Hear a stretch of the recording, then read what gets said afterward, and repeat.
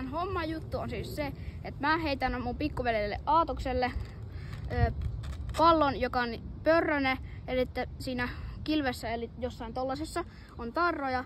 Ja nyt kun mä heitän sen pörrösen pallon, se tarttuu siihen tarrakilpeen, vai mikä ikinä onkaan. Let's go!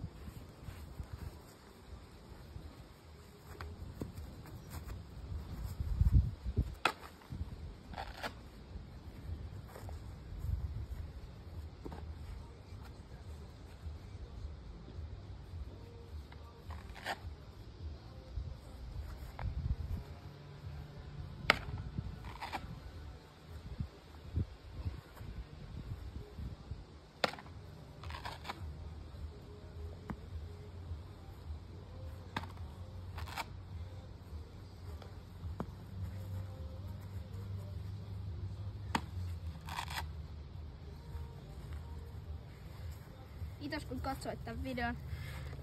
Muista tilata ja tykätä.